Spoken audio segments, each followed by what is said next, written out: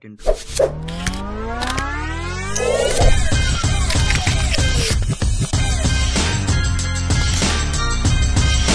السلام عليكم. الرسمه بتاعتنا ديت مطلوب مننا ان احنا نرسم الثلاث مساقط بتوعها. تمام. الاول انا هبص اشوف الدايمنشن عندي هو متداري بالمليمتر ولا بالسنتي. هلاقي كاتب لي على الرسمه ان الدايمنشن دي بالمليمتر. تاني حاجه هشوف ابعاد كبيره ولا لا عشان اشوف انا هحتاج سكيل ولا لا. هبص الاقي ان هي 40 مللي وابعاد صغيره كلها مش محتاجين سكيل اصلا. تمام. هبتدي دلوقتي ابص على ابعاد هشوف الرسمه الاول مكونه من ايه. الرسمه عندي مكونه من حرف اي طويل. تمام اهوت. وحرف سي لازق فيه بمسامير اهو. تمام. وحرف اي تحت السي لازق برضه في حرف الاي اللي هو موجود هنا اهو.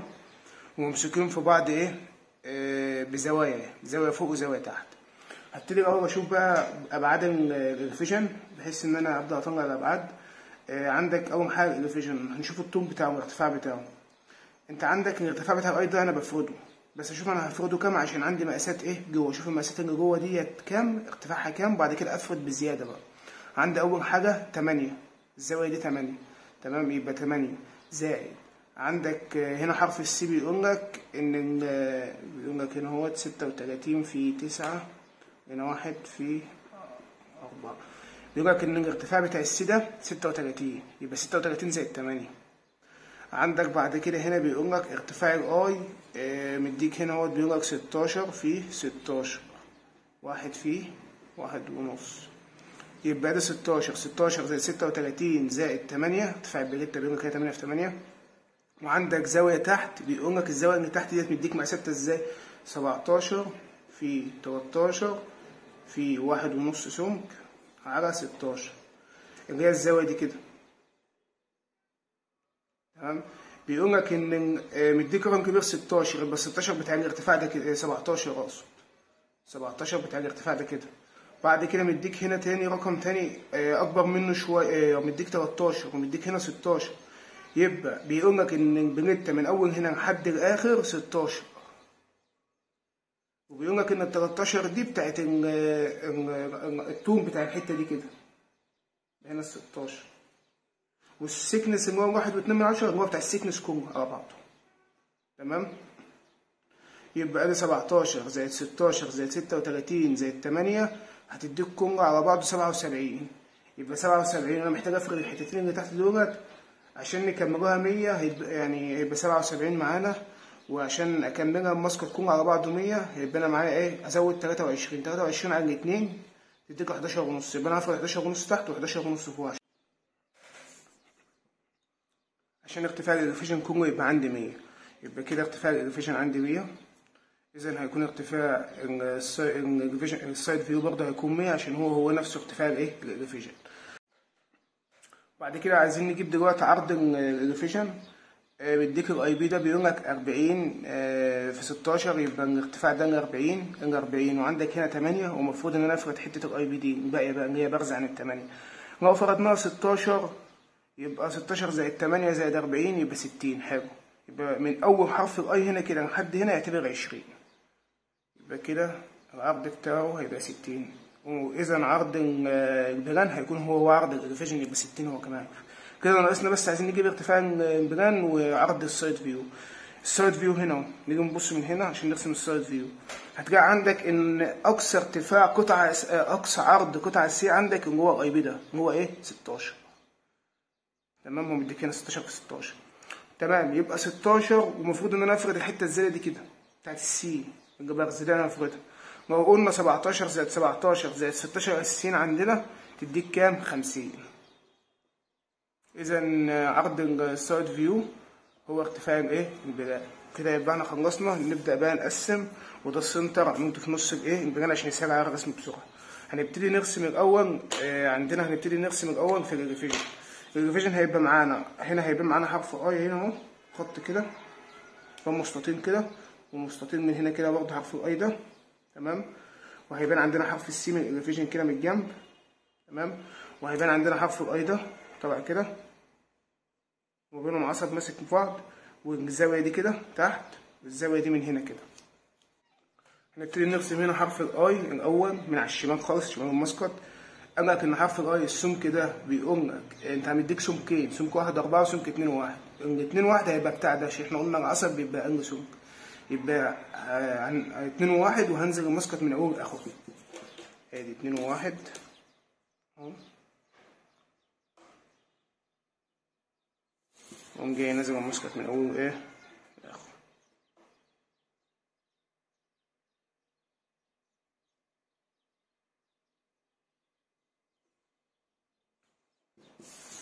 بعد كده همشي مسافة 40 من أول الآي لحد آخر الآي، وأقوم جاي نازل إيه 40. 1 2 3 4.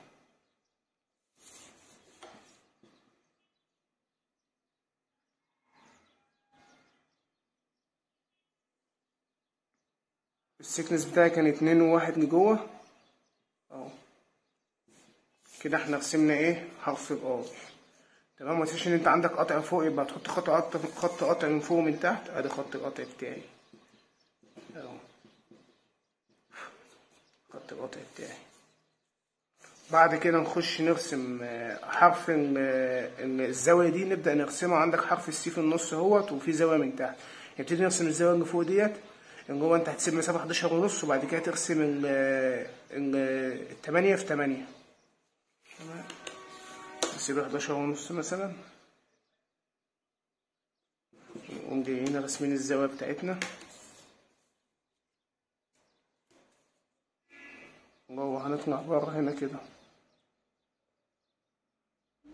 السمك هو بيقولك السمك بتاعها عبارة عن 1.2 جوه كده. السكنس بتاع الزاوية دي في ارتفاع أنجك 8. ادي ال8 بتوعي. وبعد كده أنجك دي برضه 8 اهي.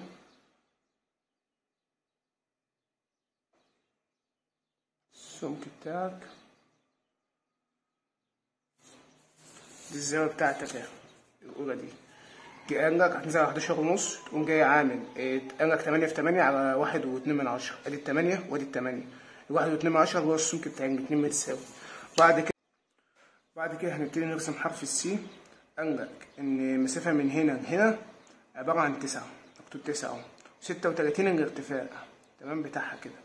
فاحنا المفروض نطلع 9 وننزل بسمك. انا ماشي 9 كده وننزل بسمك. السمك ده عبارة عن قالك هنا 1 وايه 1 و4. السمك ده عبارة عن 1 هنا. تمام.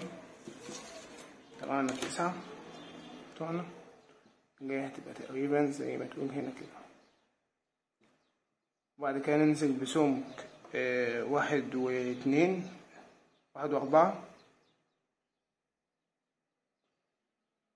نسيب سمك من جوه 1. بعد كده قالك ان الارتفاع كله بتاعها عبارة عن الارتفاع كله بتاعها عبارة عن 36. منظر ده كده اهو. بعد كده نطلع بره تاني بسمك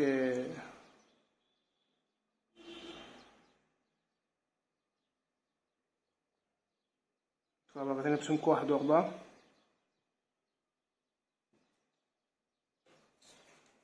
بعد كده نقفل حرف السي بتاعي.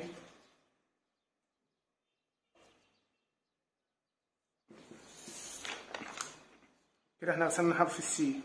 طبعا انت يتقشر عشان من هنا انت قاطعه، فهي لازم يتقشر، فاحنا هنقشره في اخر الفيديو ان شاء الله.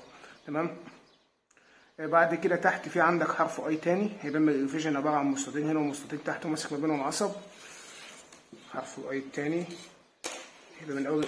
حرف الاي بيقولك ان السيكنس بتاعه عباره عن 1.5. السيكنس بتاع العصب ده هو 1. يبقى انا 1.5 هنا كده.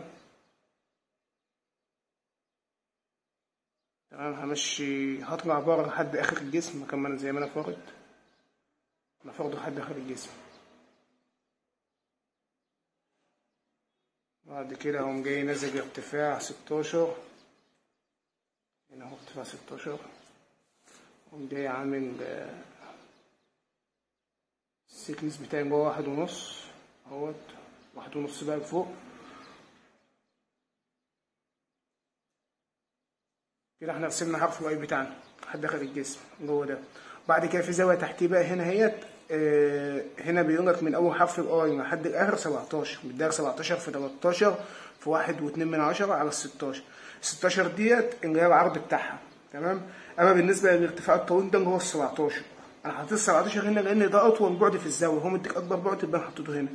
اما جيت ابص لقيت ان الزاويه دي ماسكه منهم حرف الاي لحد اخر حرف الاي، وحرف الاي ده اصلا كان 16، يبقى كده 16 ديت يقصد بها ان العرض ده اتبقى عندي بعد واحد اللي هو ده 16، هو فعلا اقل من 17 13 اقصد، فانا فرضت له ال 13 بس، والسيكنس اللي هو 1 و2. يبقى انا هقوم جاي ماشي كده 16 13 اقصد فوق من اول الجسم لحد اخر الجسم 13. السيكنس ده هسيبه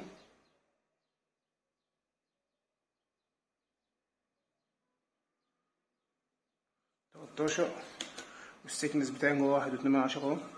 بعد كده هقوم جاي نازل 17،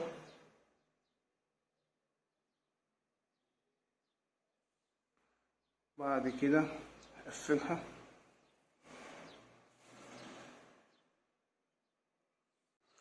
بعد كده هنبتدي نرسم بقى في البيجان. انا عندي البيجان هنا من فوق، هيبان عندي البيجان من فوق. عندك هنا كده حرف اي الاول هنا كده، تمام. بعد كده عندك زاوية في المربع بتاعها. بعد كده عندك حرف السي متنساهوش، عندك بطول البيجان كده. بعدين عندك كده هيبان الاي من هنا، وعندك زاوية تبقى تحت مخفية داش. نبتدي نرسم بقى البيجان اهوت. حرف الاي ده هنبتدي نرسمه من هنا. هو عبارة عن في سنتر نص الجسم كده، عشان كده انا عملت خط السنتر ده. قالك ان العرض بتاعه 40، اللي هو هناخده سكوت من اللي فوق هنا ده اهوت. هعمل اول لوح البريتة بتاعته اهيت من فوق خط خفيف، واعمل البريتة التانية من تحت اهيت خط خفيف، والبريتة كمل البريتة بتاعتي اهي، تمام. هنا اهو جوه ده كده عملت انا البريتة دي والبريتة دي والبريتة دي على بعد ال 40 بتوعنا، خدتهم سكوت من فوق. بعد كده عايز اوصلهم بعصب من النص. قالك ان العصب ده 1 و4، يبقى انا اقوم جاي صغيرة كده اوصل سمك 1 و4،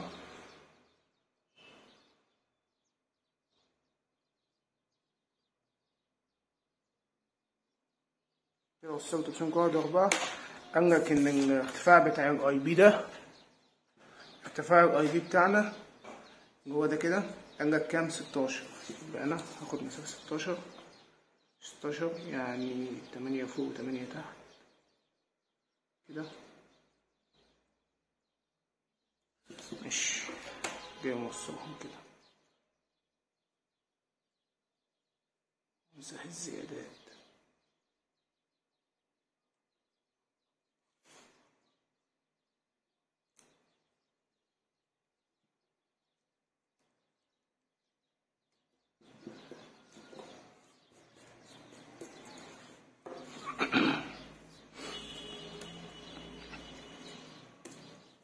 بعد كده انت عندك الزاوية التانية اهيت، تمام. على نفس بعد ال 16 ديت السيكنس بتاعها كام؟ 1 و2 هنا، تمام. يبقى انا مش 1 و2 وعلى نفس العرض بتاع الاي ده، ادي 1 و2 ادي 1 و2. اقوم جاي ايه ماشي اهوت على نفس العرض بتاع الاي 1 و2 اهو، 1 و2. اقوم جاي موصلهم بايه؟ ببعض. اكمل بقى المستطيل التاني الكبير بتاع الزاوية على نفس برضه البعد ال 16. همشي كام؟ 8. هو بيقولك 8 في 8، هي دي ال8.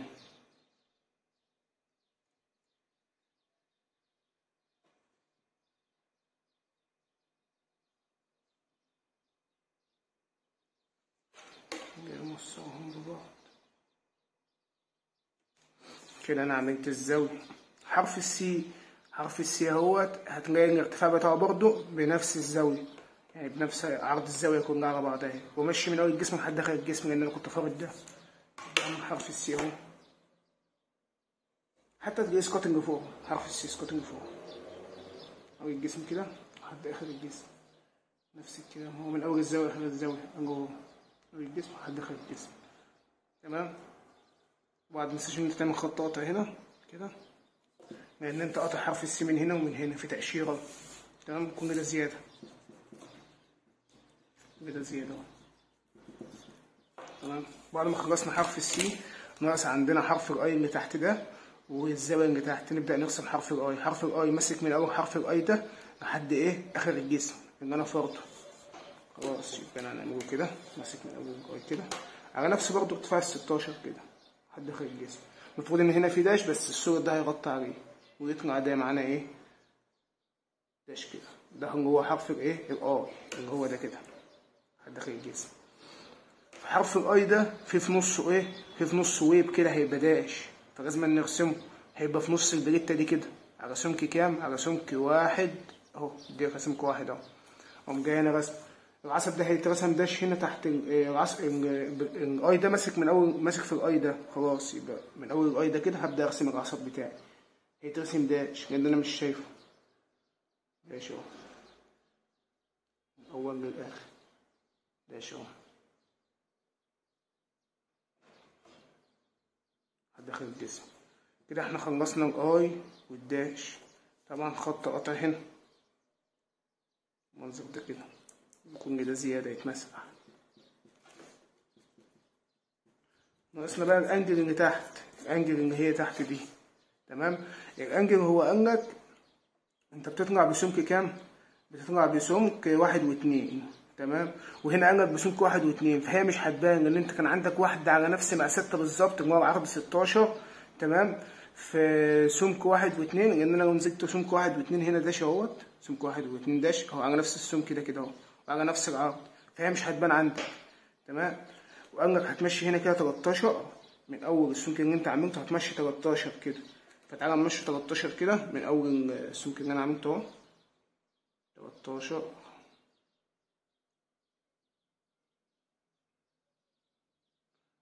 ادي 13 بتوع 13 من فوق، وهم جاي رايح ماشي داش كده، وصلهم ببعض داش كأن هي مش هتبقى باينة.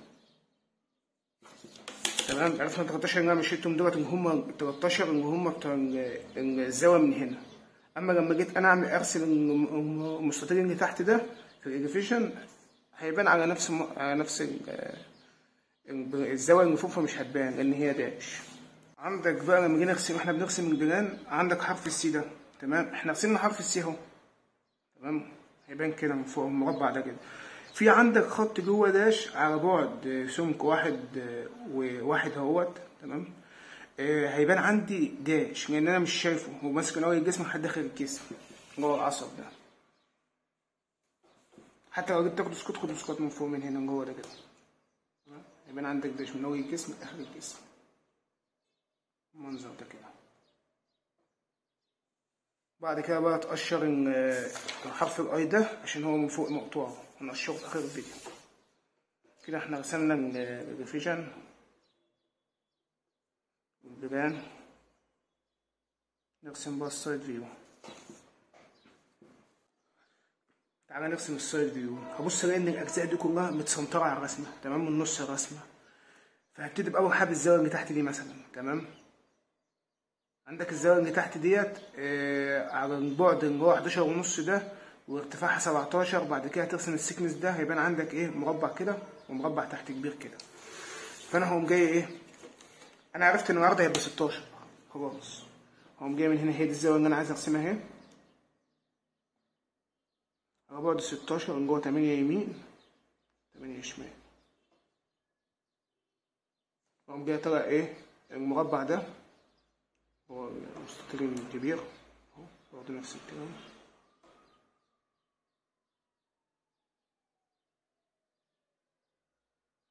اقوم جاي طالع السيكنس ده كده.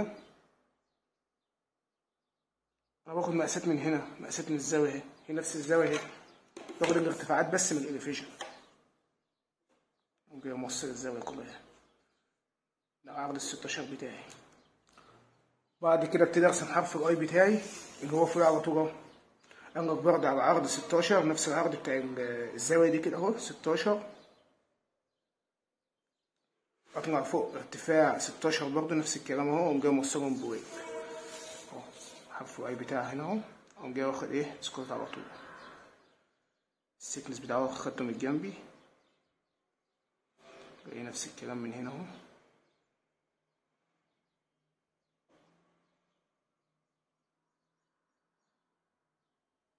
جاي طريق السيكنس بتاعي، واقوم جاي موصل هنا اهو مقفلة حرف الاي بتاعي، واقوم جاي موصل الويب بتاعي هنا اهو، وامسح نص الزيادة كده. بعد كده انا رسمت حرف الاي ده، ابدا على طول فوقيه على طول ماسك حرف سي بعرض المسقط السايد فيو كله على بعضه جوه حرف السي ده. تمام، ابدا ارسمه. الاقي ان السيكنس بتاعه ده اهو عباره عن السيكنس بتاعه ده اهو عباره عن واحد اهو، اقصد عباره عن 1 و4. واحد ده بتاع الويف اللي ماسكه. خلاص جاي سيكنس اهو واحد، واخده سكات من هنا برضه من اول الجسم لحد اخر الجسم بقى اهو.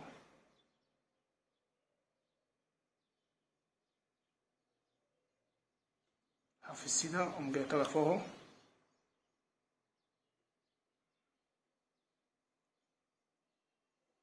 الجسم لحد اخر الجسم. ده حرف السي بتاعي اهو جوه ده كده. بعد كده فوقيه على طول هنا كده انجل زاويه اهي، هتبان عندي كمربع كده، مستطيل كده صغير ومستطيل كبير اهو. المستطيل الصغير ده السمك بتاعه 1 و2، والمستطيل ده الارتفاع بتاعه 8. اقوم جاي واخدها اسقاط من جنبها هنا على طول. الانجل ديت العرض بتاعها هيبقى موجود عندي كام؟ 16. ده 16 بتوعنا على ارتفاع، خد اسقاط من جنبه اهو.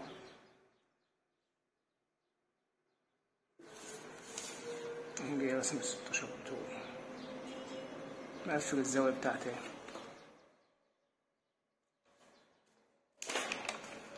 بعد كده بعد ما خلصت الزاوية دي كده هبقى عندك برسم حرف الاي اللي ورا بقى.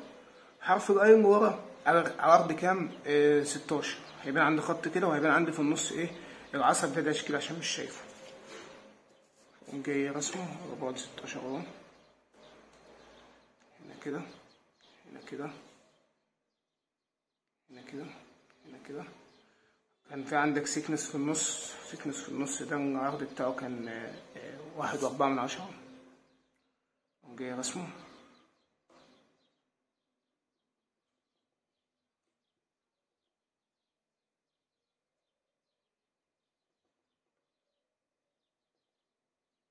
السي من هنا عشان انا كنت قاطعه من شكل فهيبان عندي داش، كل ده زيادتها هتتمسح.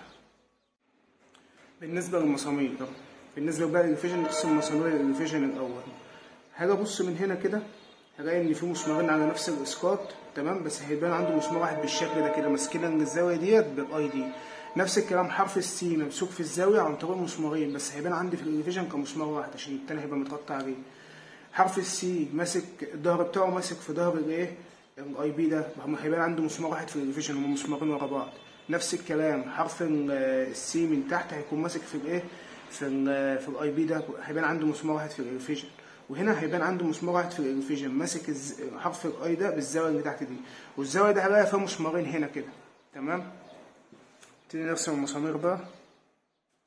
اول مسمار عندي فوق هو ده اللي هيبانوا هنا مسمارين ورا بعض، هيبقى في نص البريتا بالظبط، هيبقى متسنتر عشان يبقى ماسكهم كويس ايه الاتنين مع بعض. وهيبان هنا قلنا ان في واحد هنا ماسك اهوت انجل بحرف السي ده اهو، يبقى في نص المسمار متسنترين مع بعض. بعد كده قلنا ان حرف السي ممسوك فيها مسمار واحد بس، باين معانا في الرسمه، هيبقى برضو متسنتر في نص الرسمه بتاعتي عشان يبقى ماسك حرف السي مع الاي ده. نفس الكلام حرف السي هنا ممسوك في الاي بمسمار واحد متسنتر في النص كده عشان يبقى ماسك في اتزان. بعد كده عندك احنا رسمنا المسمار ده والمسمار ده، عندك بقى بالنسبه للانجل اللي تحت في مسمار ماسك في الاي من هنا، مسمار كده.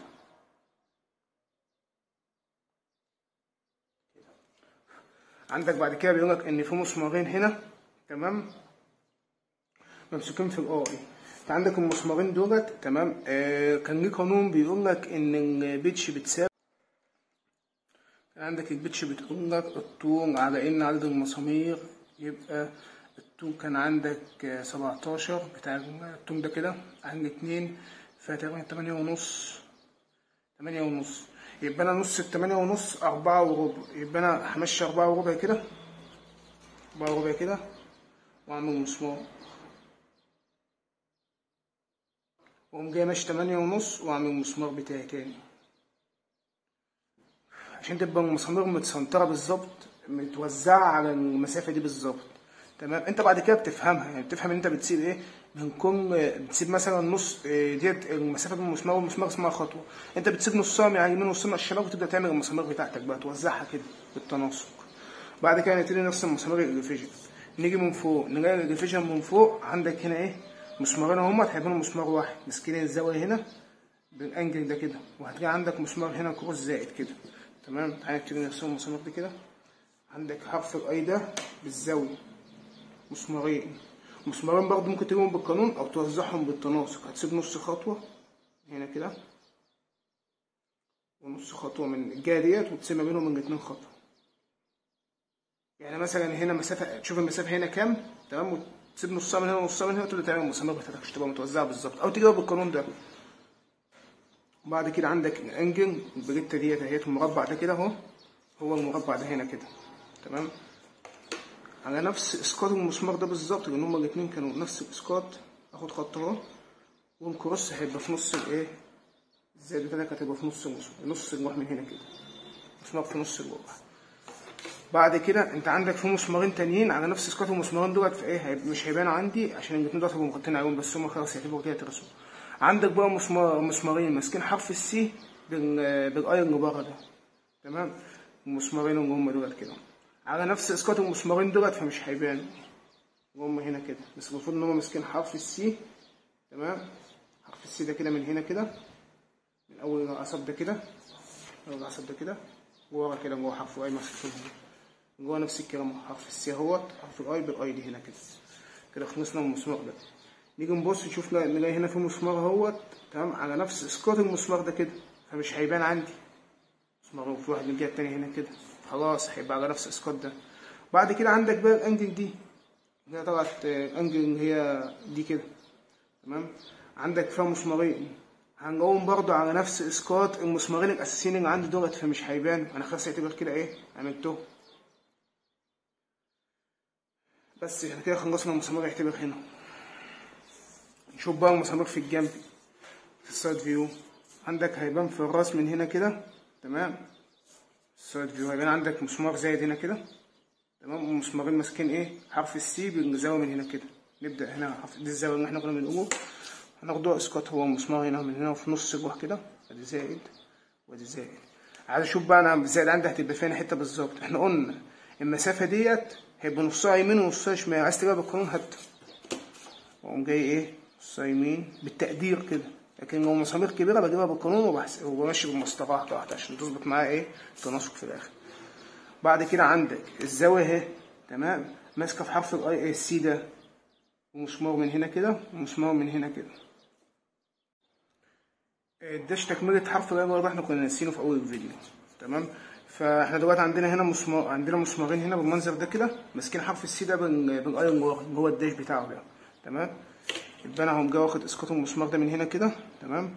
وموزع بالتناسق ايه المسامير بتاعتي على حرف الايه الاي، بس كده. ادي حرف السي كده تمسك بحرف الاي ايه ومسمارين كده. بعد كده عندك مسمارين هنا اهم. تمام. ماسكين حرف السي بالاي هنا براس الاي من هنا كده. اظن كده لعبه المسامير دي اتفهمت. انت بتجمع حرف اي مع سي، حرف سي في الدائره مع حرف اي، بتجمعهم ببعض بالراس كده، وبتوزع بالتناسق ايه المسافات بين المسامير. وبعد كده بتنزل تحت، عندك حرف الاي ده ممسوك في الزاويه دي كده، ومسمار من هنا ومسمار من الجهه التانيه. ادي الانجل بتاعتي اهي، ادي مسمار من هنا ومسمار من الجهه التانيه، ماسك حرف الاي دي بالمسمار.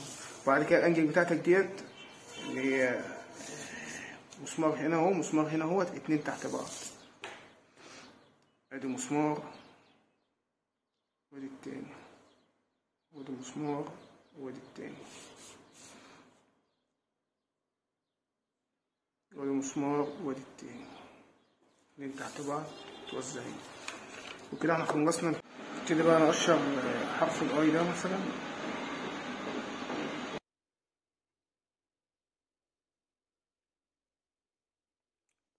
وبعدين نقشر الاي اللي في البلان ده.